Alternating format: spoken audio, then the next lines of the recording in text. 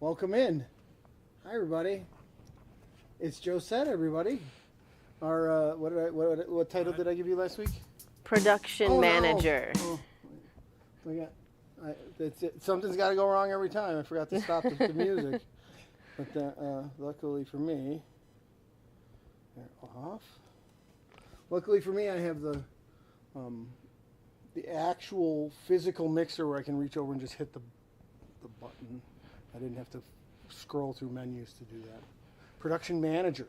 Yeah. You immediately were promoted. Yeah. It was like 5 minutes. You gave yourself a production assistant title, and I'm like, that's not enough. Yeah. I think it's fitting. Yeah, we were just kind of trying to decide what the best descriptor of my responsibilities would be. Well, you immediately took managerial duties. And yes, I did say duty. I don't think... Well, that's why. Hello? See? Now it's on. I didn't turn my microphone on.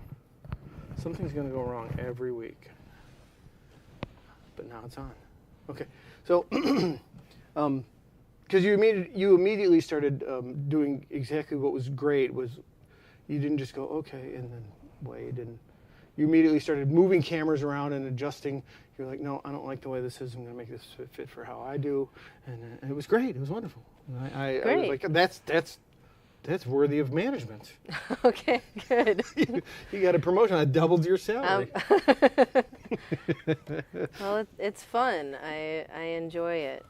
I've always been interested in video editing and in theater. Yeah. You said you were in yeah, theater. I was a theater kid in high school, mainly the crew and tech. Made sense to me immediately. I could see that. So, you and I met the first time I can remember hearing you sing was at, I think, Empire. And I don't know if you recall. Okay. You sang, and I went up, and I'm like, well, that girl's good. And I went up and said something to you, and not being familiar with your personality, you turned very slowly and said, thank you. And then you slowly turned away from me. And I was like, oh, I must have said something to her. No, Well, no, you're very methodical and thoughtful and not a person of a zillion words, whereas I'm like...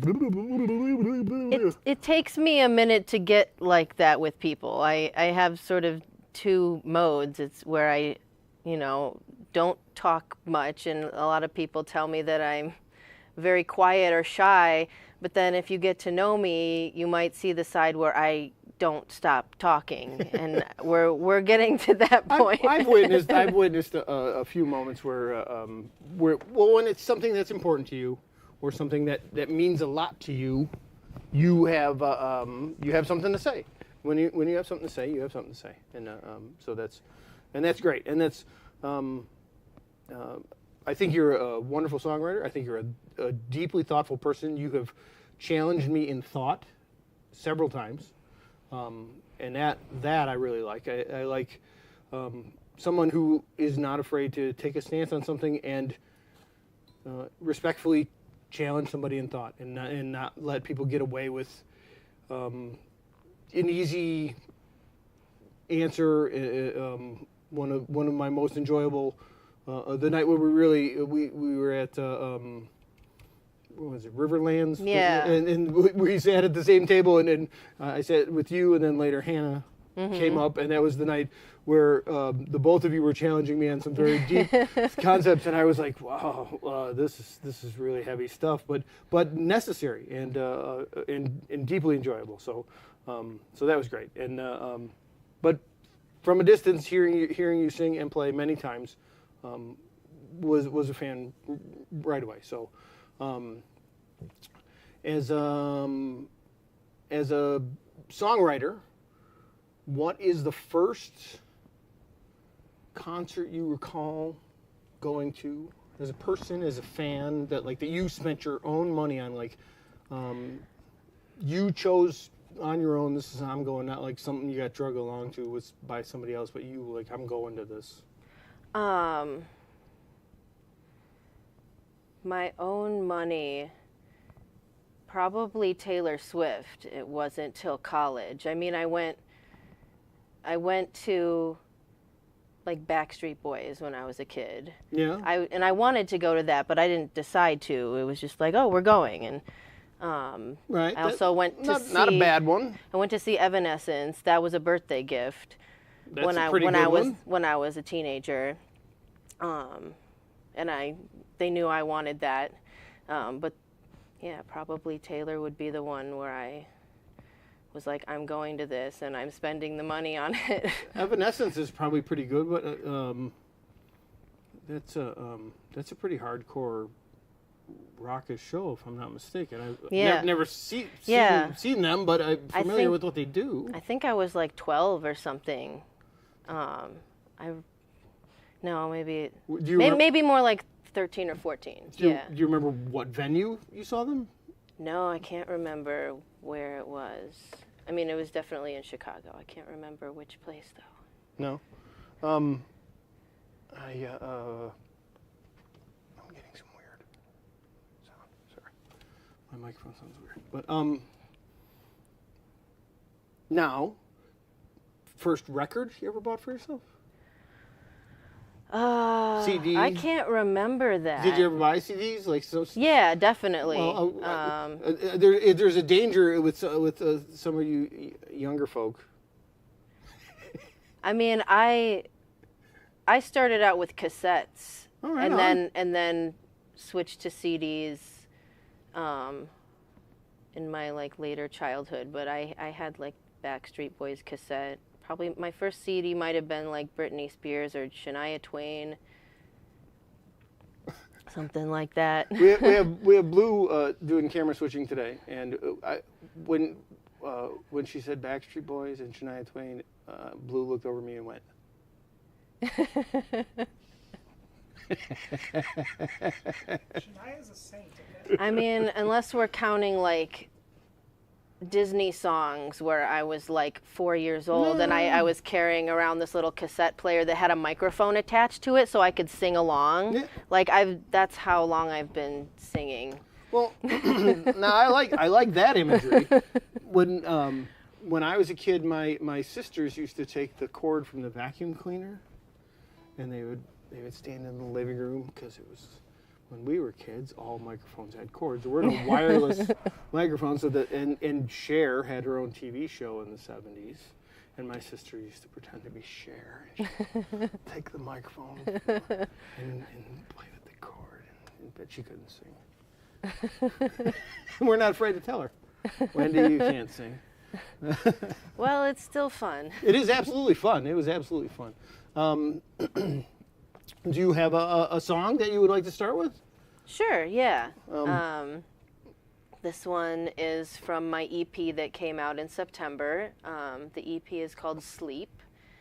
And this is the song that I decided to make the music video for. So there's a music video for this one.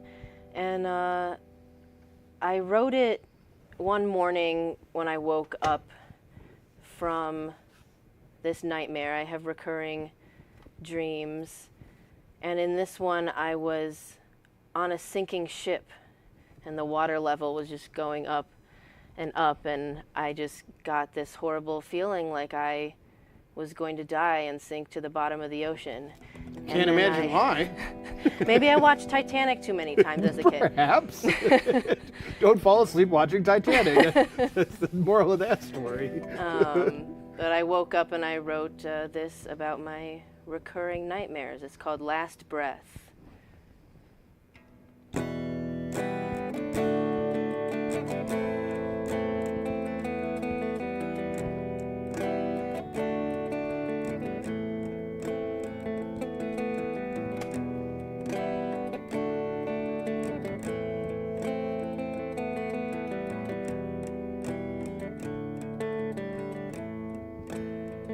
I had a dream that I drowned in the ocean, and as it seemed I had been there before. You don't believe you're to blame for the damage, these broken things that you crushed on the floor. And I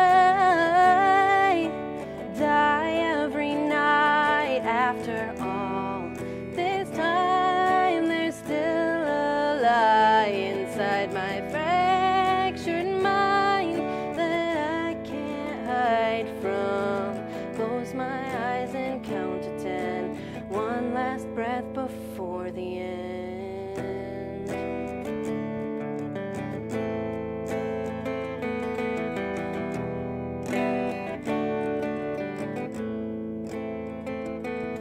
I rush down the back roads of old ghost towns, the air in my lungs wearing thin.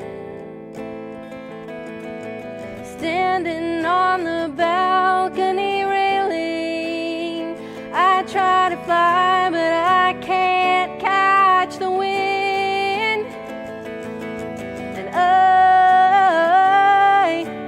die every night after all this time. There's still a lie inside my fractured mind that I can't hide from. Close my eyes and count to 10, one last breath before the end.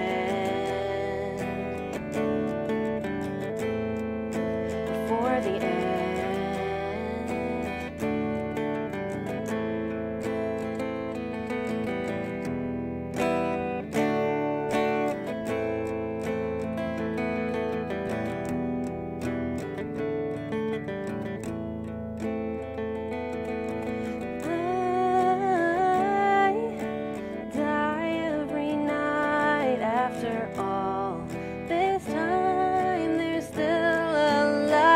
Inside my fractured mind that I can't hide from. Close my eyes and count to 10, one last breath before the end. Before the end. The end.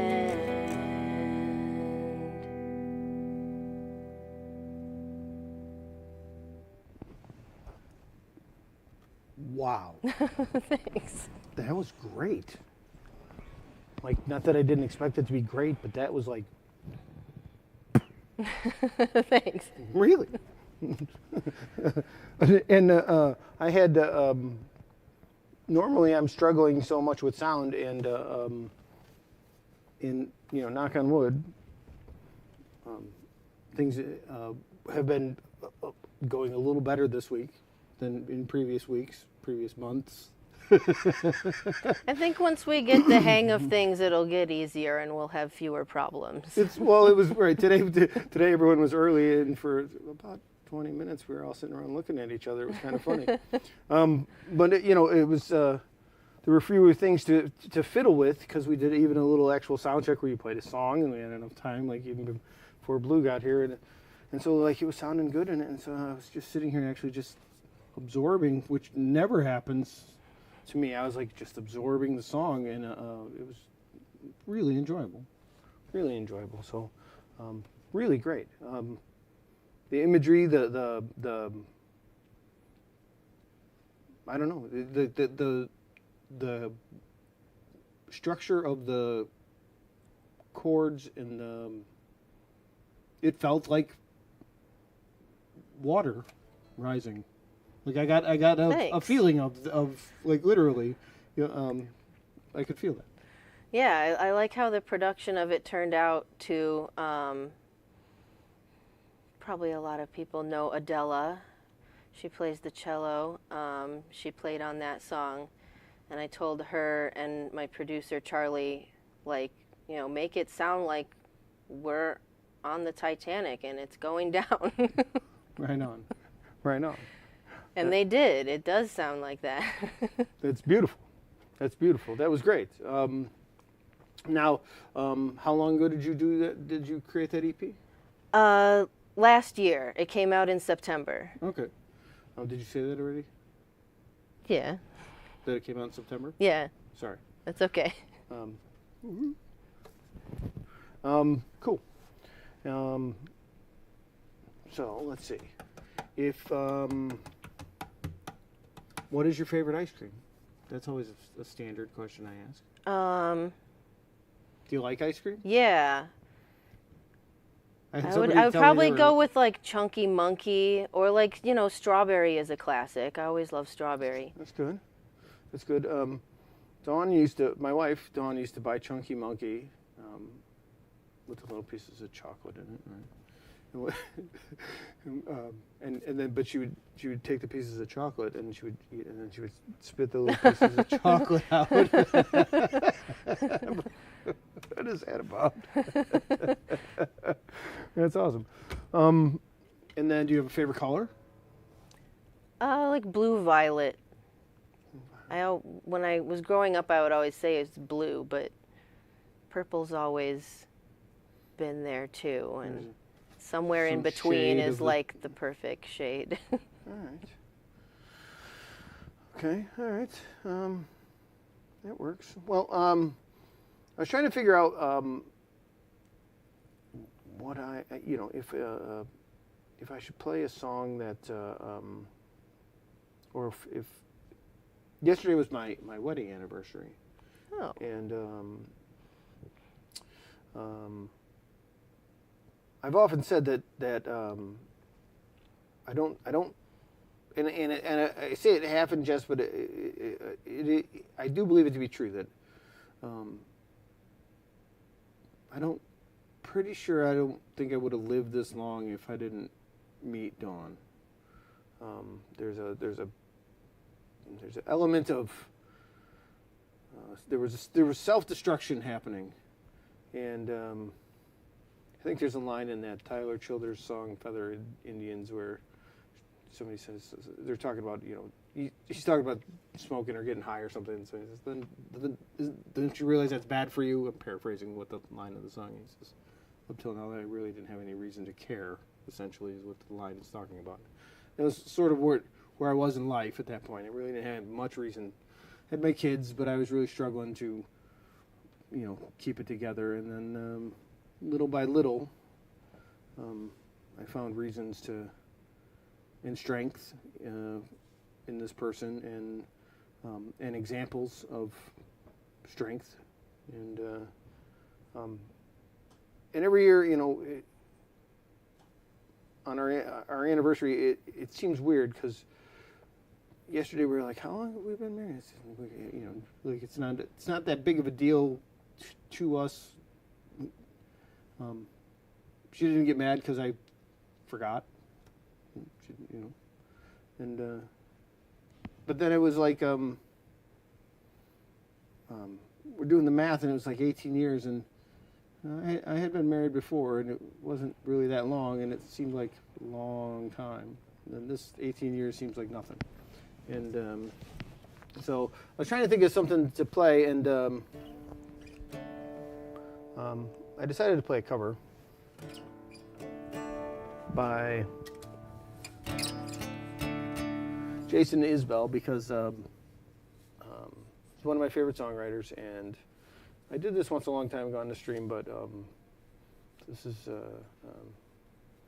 it's one of my favorites, so it's for Dawn.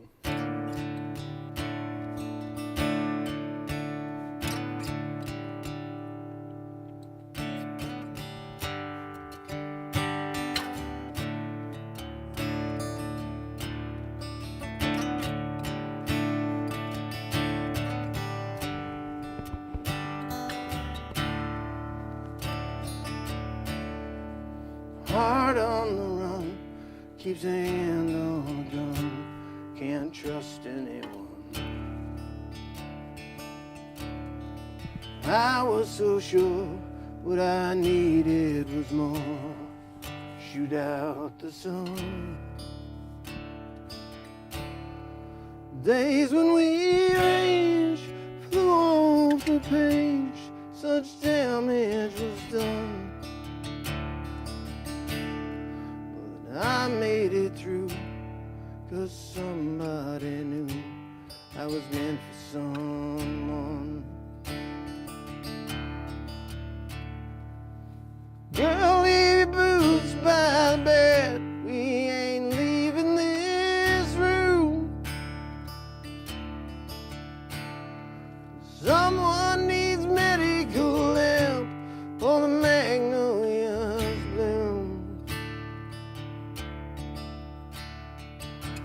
It's cold in this house and I ain't going out to chop wood.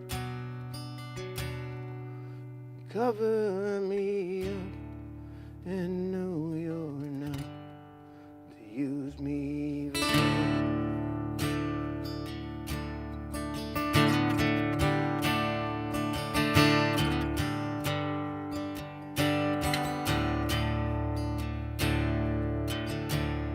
Put your faith to the test when I tore off your dress in a Richmond dawn night. I sobered up and I swore off that stuff forever this time. Then the old lovers sing, I thought it'd be me who helped you get home. Home was a dream, one I never seen till you came along. Girl, hang your dress up to dry. We ain't leaving this room.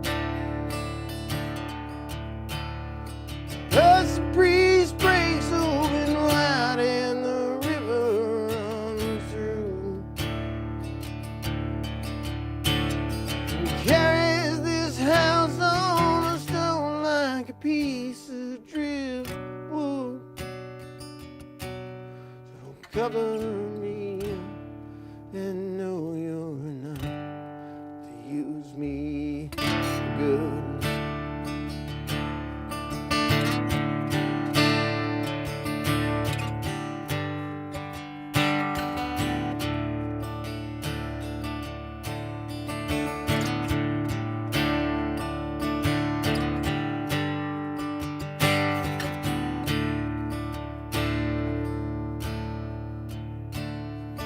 Girl, leave your boots by the bed. We ain't leaving this room. Someone needs medical help or the magnolia's bloom.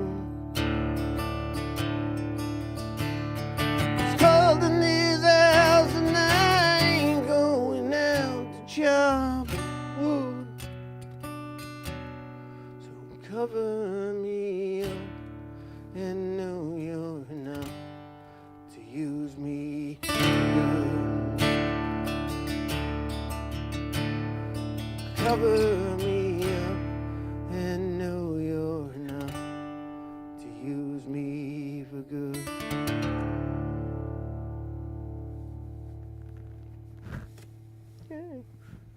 Very nice. It's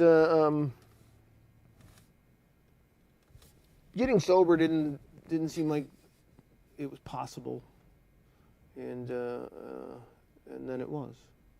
And Jason Isbell is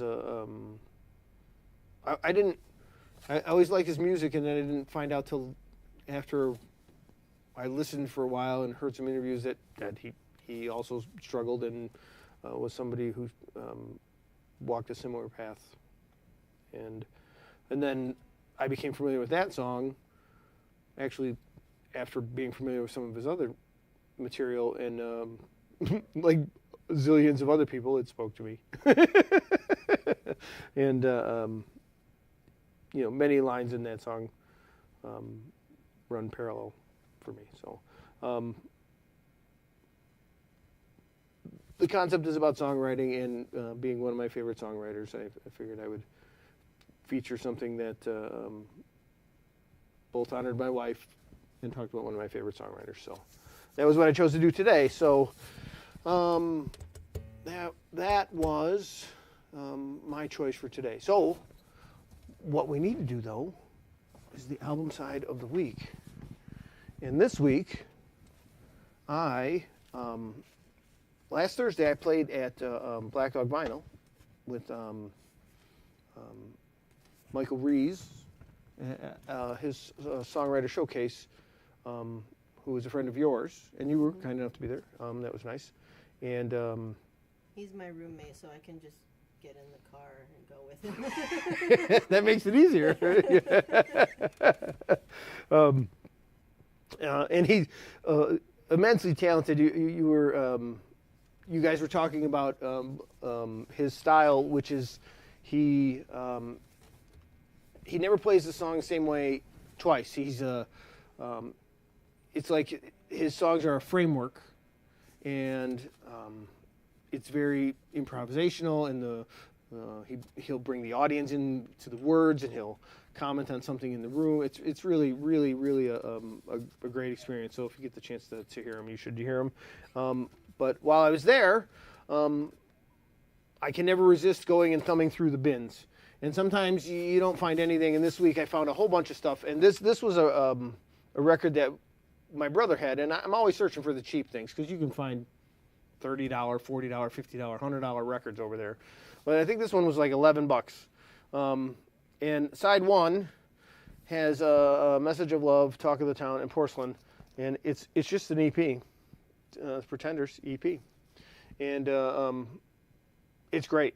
And my brother had this, and it was 1981, The Pretenders. And as soon as I saw it, I'm like, and I bought, I had to walk away because I was in like a section where I found like 4 records like really fast, and I was like, I gotta walk away because I really can't buy any more records today. So that is the album side of the week this week, and if you get the chance, those are good songs. Pretenders, that was a great band. The other side, well, it's an EP. We're just gonna. There's only 2 songs. The Cuban Slide, great song, and Precious, great. So, really great. So, let's see. Do you have any shows coming up? This Thursday, I'm going to be at Foxtail in Downers Grove, 6 till 9 p.m. And then on Friday, there's a songwriter showcase that Patrick Spiroff runs at the Chicago Street Pub in Joliet. Yeah. So I'm playing in that this Friday. I just played with him this past Saturday at another place, and Patrick's a wonderful. He was a guest on the stream as well. Patrick's a wonderful songwriter and a very community, forward person. So he, I really enjoy that guy. There was a question I was about to ask you, and then my brain went blank for a second. Happens to me all the time.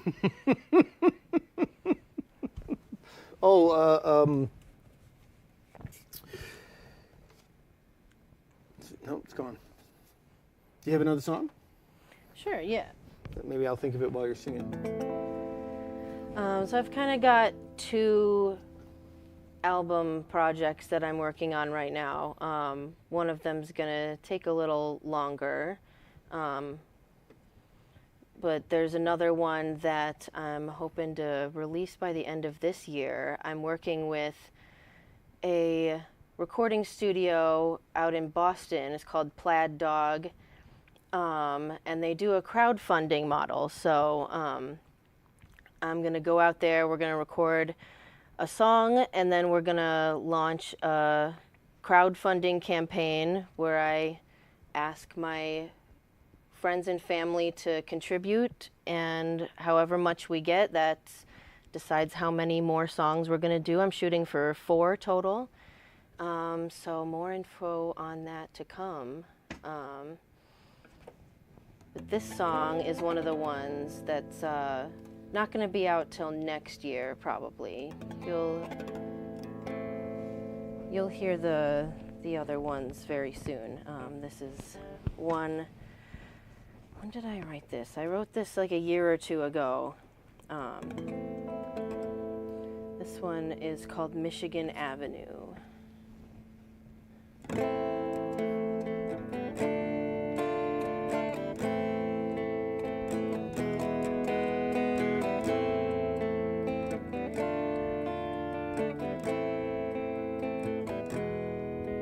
How real is the world you live in? Do you feel those golden ribbons tie you up and leave you in the cold rose moon glow inside your soul?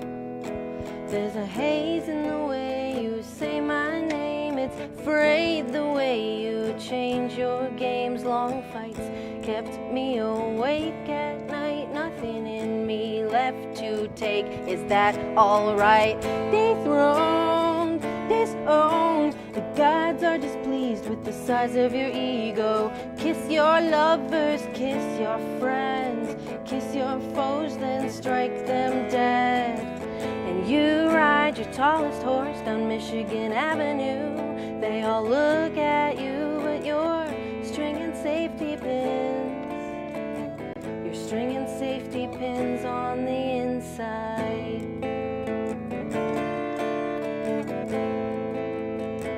Maybe in 5 years or 10, I'll understand it all by then. I can't remember shit except for all the things I can't forget. And the lovely blossoms in your head, they only bloom by turning red. By then your crooked pride just might take another life.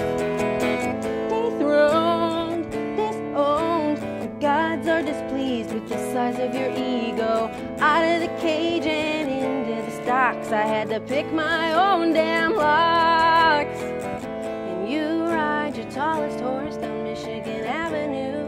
They all look at you, but you're stringing safety pins. You're stringing safety pins on the inside.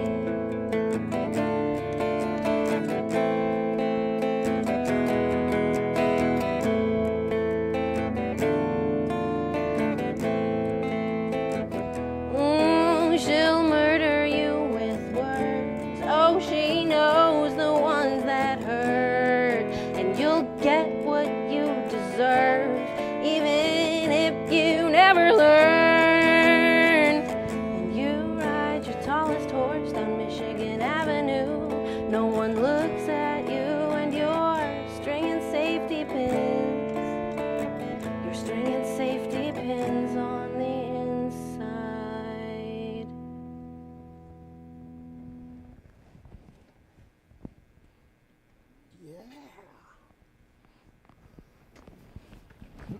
I like that. Thanks. That's I really like the color of your guitar and your voice together. It's really, really, really nice. Thanks. I remembered what the question that I had. Okay. And it was in the middle of the song, because you said you wrote that one last year? Or maybe the year before. I can't remember. Not too long ago. But Yeah. the question that I had was, how old were you when you wrote your first song? That's a great question. I was around 10 years old. Because you said when you were 4, you carried around the tape Yeah. recorder and were singing. Yeah, So that concept was in your brain. I'm glad you asked that, because I actually pulled back out the first song I ever wrote and expanded it and made it into like a full song, because it was really just one verse for many years. And I just kind of held on to it and remembered it, and I recently pulled it back out and fleshed it out and kind of gave my child self a voice, and like kind of expanded on what she was feeling and why she was saying the things that she wrote. Do you care to share the title of that one? It's called Can't Believe, and it's a sad Christmas song about loving people who don't love you back. Right on. and I'm actually going to be recording that one. So a real simple, superficial song for a 10-year-old girl.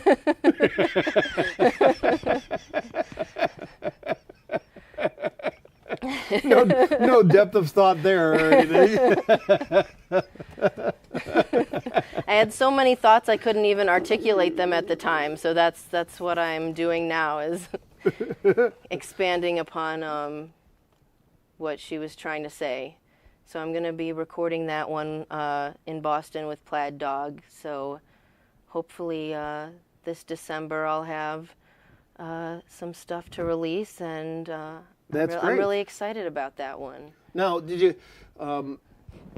you write a whole bunch of things when you were young, or was it one or two things, or was it a constant state of writing, or did you write a little bit and stop? I'm always writing something.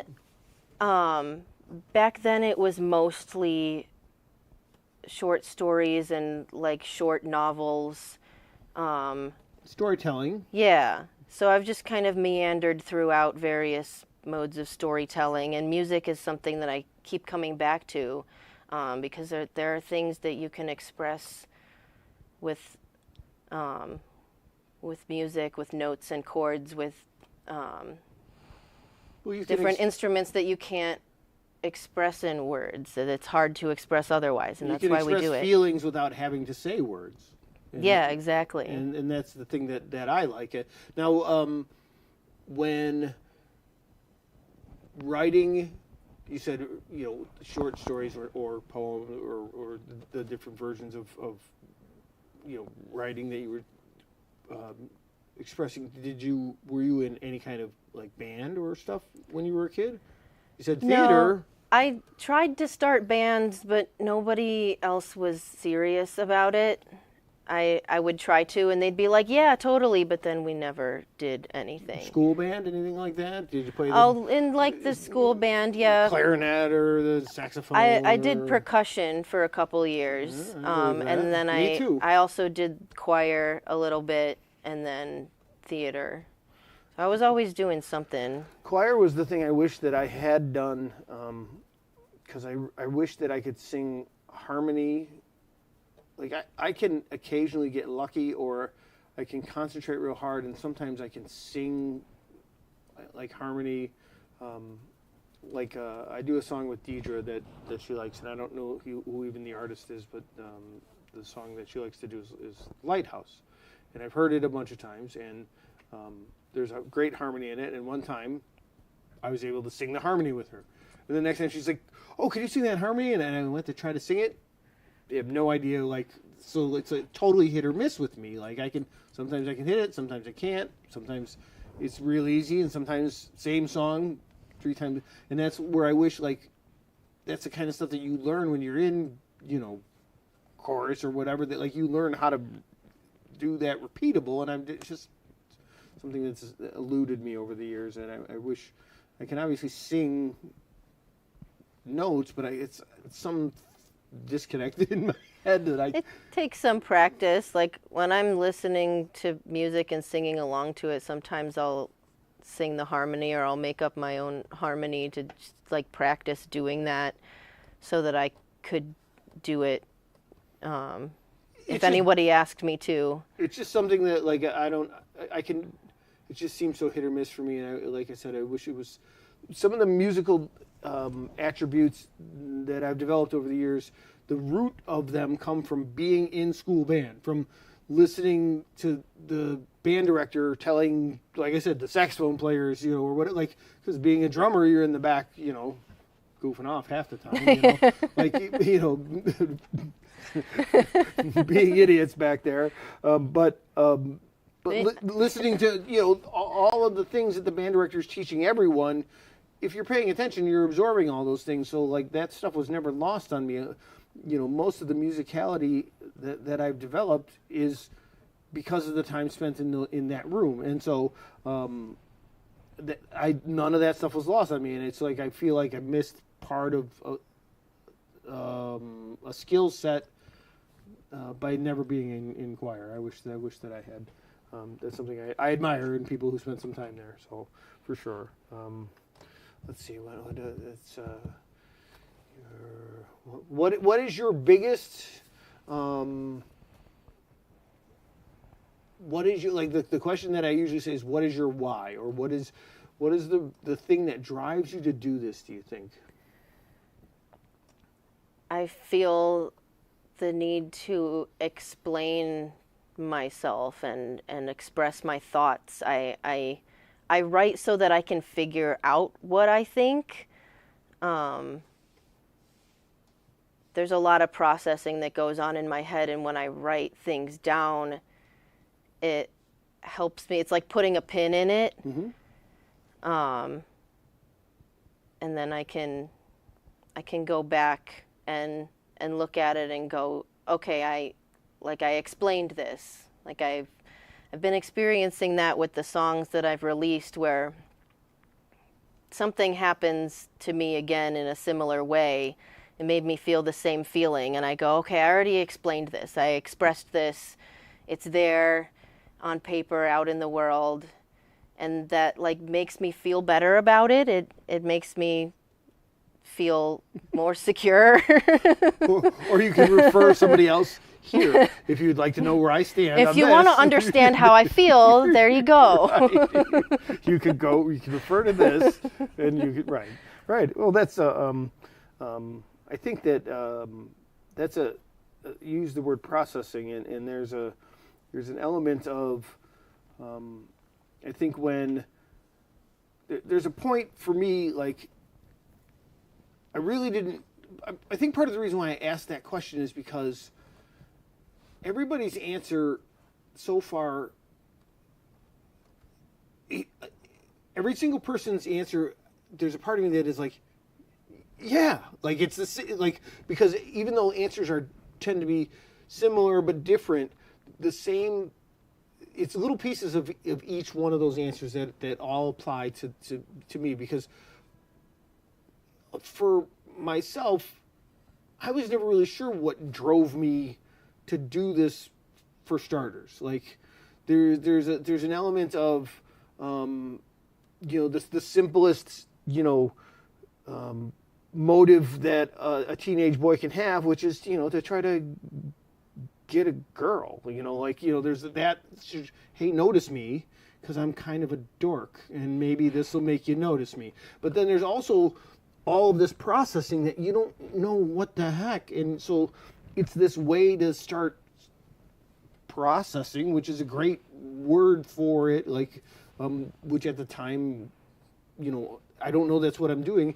And then the number of times I've written a song where it was just sort of this,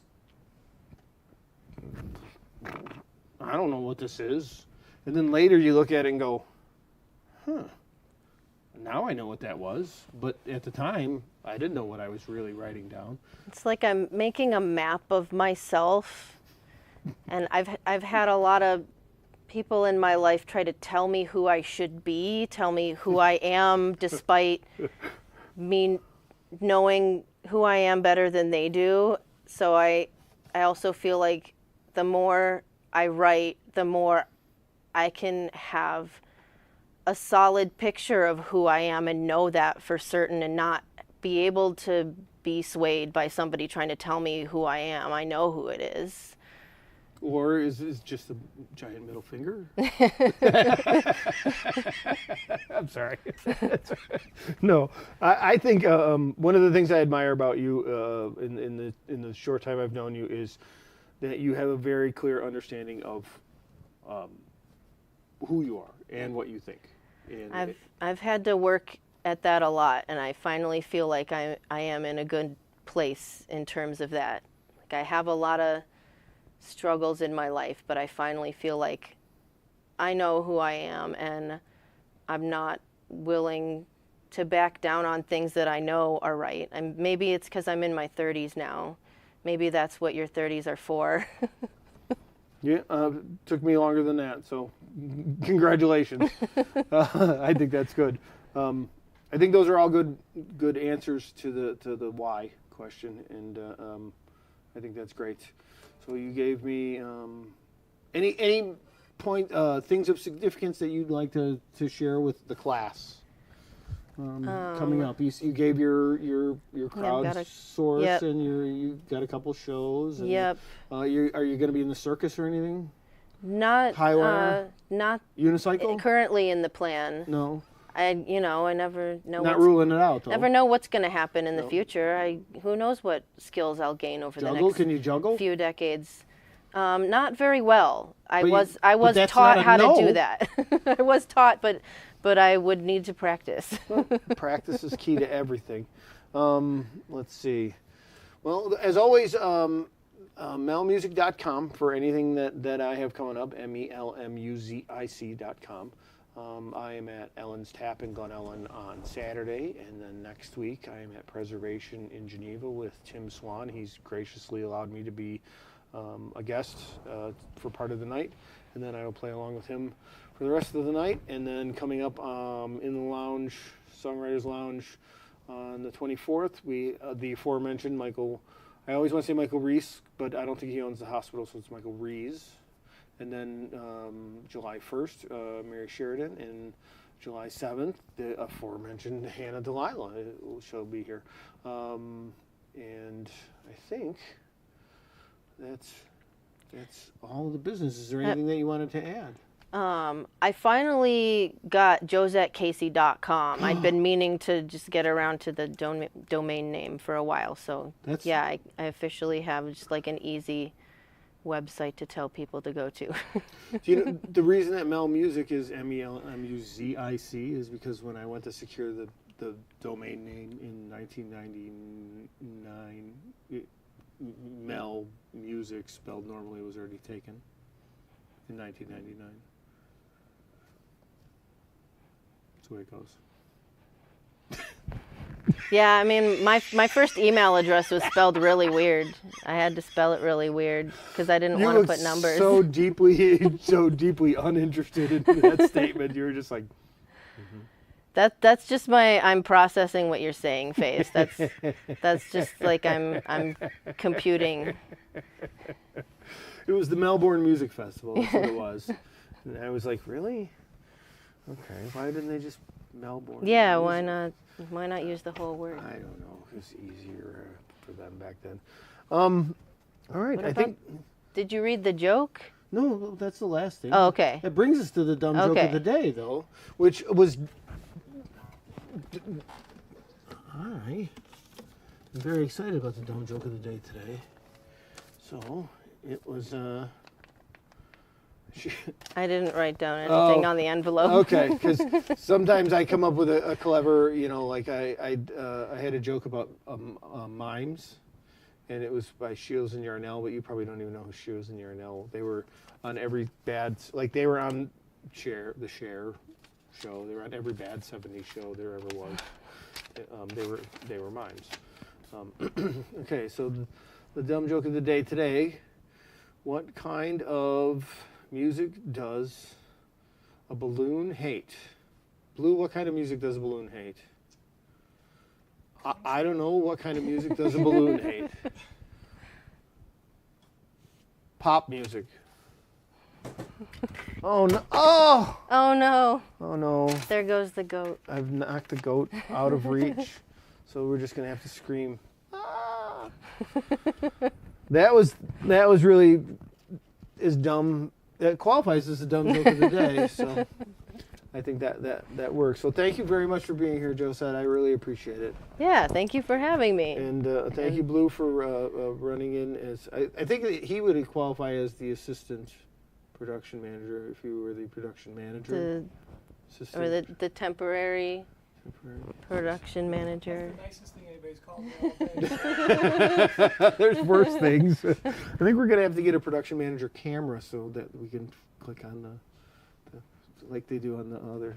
Anyways.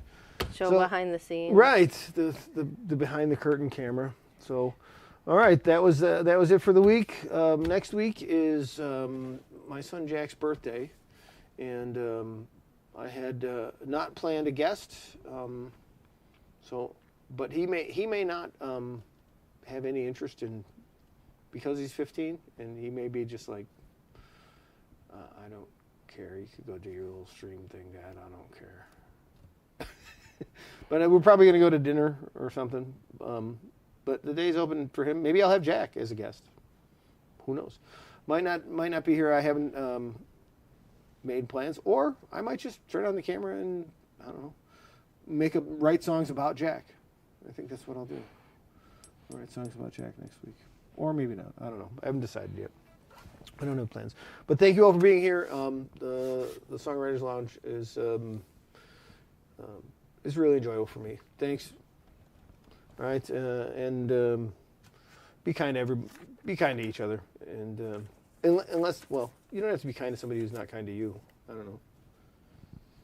And that's not really a word of wisdom, is it? Be kind as much as you possibly can. Be as kind as you can. That works. All right. Bye, everyone.